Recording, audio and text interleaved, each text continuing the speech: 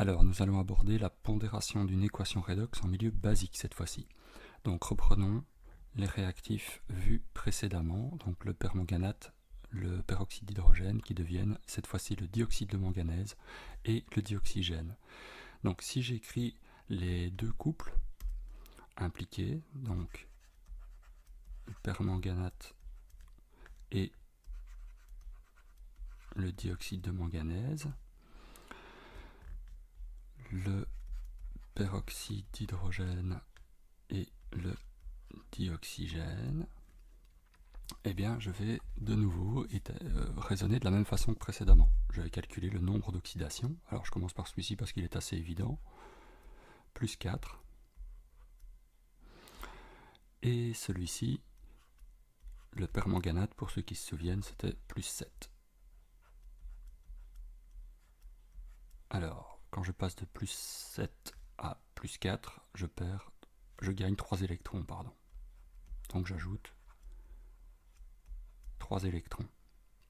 Dans le cas d'une pondération en milieu basique, ce qu'on va faire, c'est qu'on va compenser les charges avec des OH-, non plus des H+, comme en milieu acide, mais des hydroxydes en milieu basique. Et donc je vais ajouter des charges négatives du côté droit. Je vois que j'ai 1 et 3, 4 charges négatives à compenser, donc je vais mettre 4 OH- de ce côté-ci. Ceci fait, on va compenser avec des H2O pour obtenir normalement une pondération correcte. J'ajoute ici 2 H2O pour avoir une conservation de la quantité de matière. Si je recompte, 4 et 2, ça fait 6. 2 et 4, ça fait 6. 4H, 4H, ok, le compte est bon. Dans le cas de la réaction suivante, de nouveau, bien faire attention que nous avons 2 atomes d'oxygène par molécule. Donc ici, nous sommes nombre d'oxydation plus 1. Ici, nombre d'oxydation 0. J'ai donc 2 électrons qui sont échangés. Et je vais ajouter alors ici 2 OH- pour compenser les 2 charges négatives qui se trouvent à droite. Je compense alors pour la quantité de matière, la conservation de la quantité de matière et des éléments de l'eau du côté droit, et il me faut donc 2 molécules d'eau. Si je recompte 2 oxygènes plus 2 oxygènes, 4 oxygènes, 2 et 2 ça fait 4, 4 hydrogènes, 2 et 2 ça fait 4, ok, le compte est bon. Il me reste maintenant à faire la somme de ces deux équations.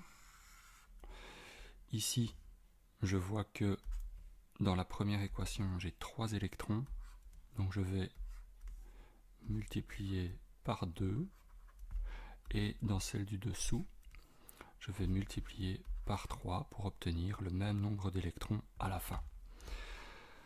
L'équation finale va être 2MnO4- plus 4H2O plus 3H2O2 plus 6 OH-, réagissent ensemble pour donner